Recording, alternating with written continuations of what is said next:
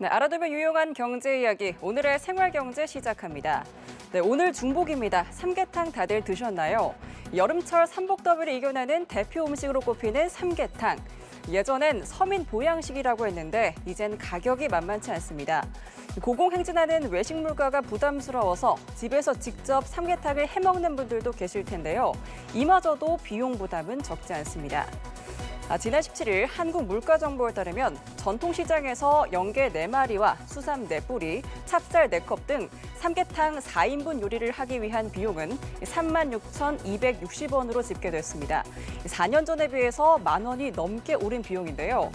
생닭 수요 증가와 더불어 역대급 폭염으로 인해 더위에 취약한 달걀 수급에 차질이 빚어지고 있는 것으로 풀이됩니다.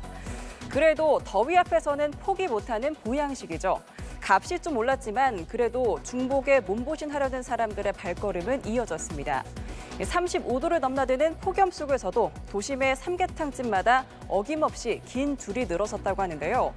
특히 민생회복 소비 쿠폰을 들고 모처럼 외식에 나선 시민들도 적지 않았습니다. 신선재 기자가 현장에 다녀왔습니다. 쇳불도 꼬부라들 정도로 덥다는 중복. 이번 중복은 유난히 더 덥지만 이열, 치열, 몸보신 행렬은 어김없이 이어졌습니다. 오늘이 중복이잖아요. 그래서 오늘 삼계탕 먹고 몸보신 하라고 왔고요. 안 더우신가요? 너무 덥습니다. 따가운 햇볕에 양산과 모자, 선글라스까지 손 선풍기도 선택이 아닌 필수입니다. 네, 이렇게 무더위 속에서 1시간 대기는 정말 기본입니다. 이렇게 손선풍기가 없으면 버티기조차 어려운 날씨입니다.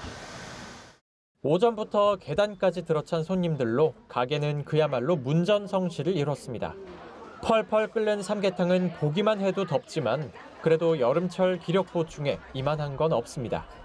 예년과는 조금 다른 점도 눈에 띕니다. 소비 쿠폰 쓰러 오셨나 봐요. 네.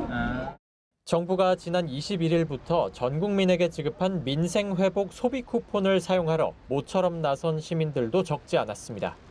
써보시니까 어떠세요? 좋은 것 같아요. 아저씨랑 이제 저녁에 이제 둘이 맛있는 거 먹으러 가는데 큰 돈은 안 돼도 좀 즐거운 것 같아요. 소비 쿠폰을 쓸 수 있는 곳은 연매출 30억 원이 안 넘는 소상공인 가맹점 등으로 유명 프랜차이즈 매장이나 대규모 식당을 제외한 대부분 음식점들이 해당합니다.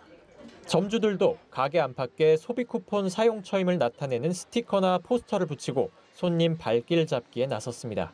소비 쿠폰 효과에 복날 특수까지 겹친 일부 자영업자들은 폭염에도 모처럼 즐거운 비명을 질렀습니다. 연합뉴스TV 신선재입니다. 계속되는 무더위에 강과 하천에서 즐기는 수상 레저의 인기가 높아지고 있지만 일부 시설의 안전관리가 미흡해 개선이 필요한 것으로 나타났습니다.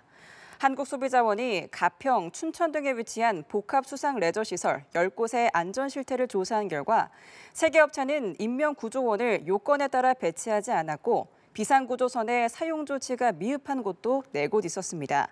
또 12인승 내외 모터보트를 보유한 7개소는 규명튜브를 정원의 30% 이상 구비해야 하지만 이 중 3개소가 아예 구비하지 않거나 적정 개수를 갖추지 않고 있었습니다. 소비자원은 이들에 대해 미흡 사례 보완과 안전점검 강화를 권고했으며 사업자들이 이를 수용해 개선을 약속했다고 밝혔습니다.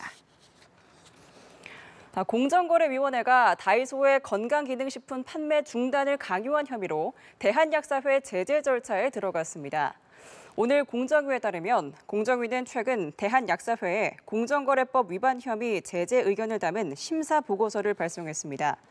다이소는 지난 2월 약국 판매가의 5분의 1 수준 가격으로 건강기능식품을 팔았지만 대한약사회는 이에 크게 반발했습니다.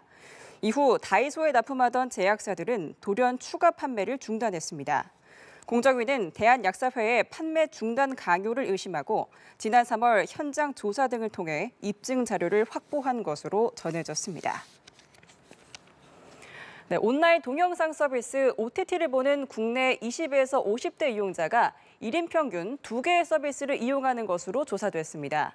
한국언론진흥재단이 국내 OTT 이용자 20에서 50대 1,000명을 대상으로 조사한 결과 응답자들이 이용하는 플랫폼은 평균 2.34개로 집계됐습니다. 복수의 플랫폼을 이용하는 경우 가장 많은 응답자가 오리지널 콘텐츠와 같이 특정 OTT에서만 볼 수 있는 베타적 콘텐츠를 이유로 들었습니다. 또 이용자들 가운데 87%가 넷플릭스를 이용했으며 쿠팡플레이, 티빙이 뒤를 이었습니다.